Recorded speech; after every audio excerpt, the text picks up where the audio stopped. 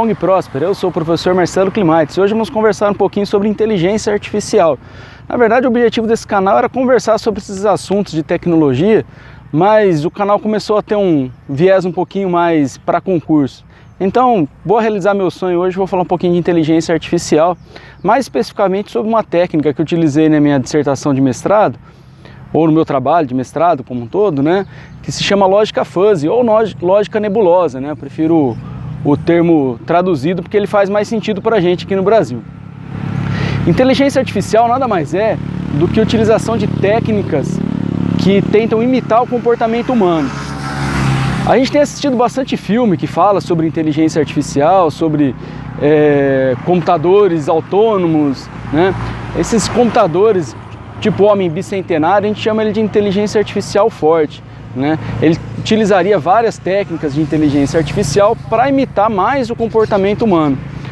O Alan Turing, né, o famoso Alan Turing, que ficou mais famoso agora por causa daquele filme O Jogo da Imitação, né, que conta uma boa parte aí da história dele, uma parte importante da história dele, mas ele é o pai da ciência da computação, ele fez muito mais coisa do que aquilo que consta simplesmente no filme.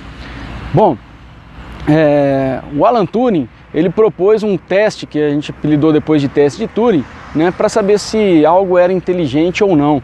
O teste de Turing, então, consiste em fazer uma análise de quão inteligente é alguma coisa.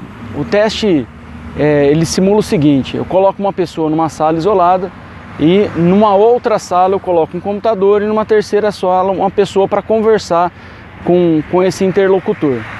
Essa primeira pessoa, ela vai conversar tanto com o computador quanto com a outra pessoa. E para que o computador seja considerado inteligente pelo teste de Turing, nós teríamos que ter o computador, a pessoa, o interlocutor não poderia perceber a diferença entre o que o computador está falando e o que a outra pessoa está falando, ou seja, ele não conseguiria distinguir o computador da outra pessoa. Então esse seria o teste de Turing, ou a proposta do teste de Turing. Bom, o teste de Turing é só um teste, né? E não tem técnica nenhuma envolvida nisso. A técnica que eu utilizei no meu mestrado, ela se chama lógica fuzzy ou lógica paraconsistente ou sistemas fuzzy, tá? Vários caminhos que surgiram da lógica fuzzy proposta pelo Lotfi-Zadeh no meio desse século, que ele propunha que a nossa lógica do dia a dia, ela não é que nem a lógica aristotélica, que é do verdadeiro e falso, e sim a gente dá graus de pertinência a algumas coisas. Vou dar um exemplo, né? Os carros que estão passando atrás de mim agora, eu posso analisá-los como rápido ou devagar, mas vai ter um que vai vir um pouco mais rápido que o outro. E aí, ele é mais rápido, né? Então, essa diferença entre pertencer a um conjunto rápido ou não depende da avaliação da pessoa, né? Então o Zadeh propôs que a gente conseguisse transpor isso para sistemas matemáticos, né? E que pudesse tomar decisões com base nesses sistemas matemáticos, ou seja, algo semelhante ao que o ser humano faz, né? Um exemplo de utilização de lógica fuzzy que nós fazemos no nosso dia a dia é na hora de atravessar uma rua. Eu vou atravessar uma rua, eu tenho algumas variáveis, né, que vão me determinar se eu consigo ou não atravessar essa rua, ou se eu devo atravessar essa rua ou não.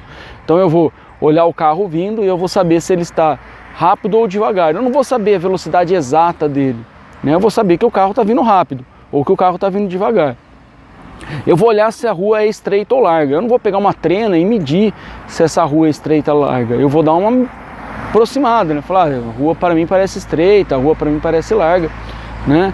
E depois eu vou medir se eu estou com pressa ou não. Porque se eu tiver com pressa, mesmo o carro estando rápido e a rua sendo larga, dependendo da minha pressa, da minha necessidade, eu saio correndo e atravesso a rua, né? O exemplo tem uma pessoa correndo um risco de vida do outro lado, né? É um caso extremo, né? Uma pessoa que você ama do outro lado da rua correndo risco de vida.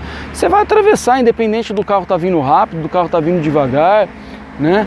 A não ser que você vá trombar no carro, aí você vai dar uma paradinha, porque do resto você vai atravessar de qualquer jeito, né? Agora, eu tô cansado, não tô com pressa nenhuma, tô indo descansar em casa. O carro pode estar vindo até devagar, a rua pode ser até estreita, mas eu vou esperar o carro passar, porque eu não estou com pressa nenhuma. Não, nada vai mudar na minha vida se eu atravessar essa rua devagar ou não. Dentro desse universo de urgente ou muito urgente ou nada urgente, a gente tem uma gama infinita de possibilidades que vão me decidir se eu atravesso ou não a rua, né?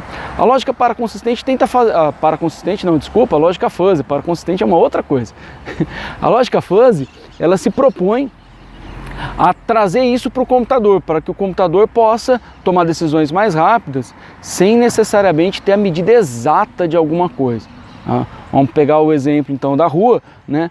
O computador teria um sensor que mediria a velocidade do carro e depois ele transformaria essa velocidade em rápido, médio e devagar, né? Ele mediria a distância para o outro lado da rua e também diria se a distância é curta, longa, né? ou média, né? E aí a gente põe também a urgência de se atravessar a rua, né?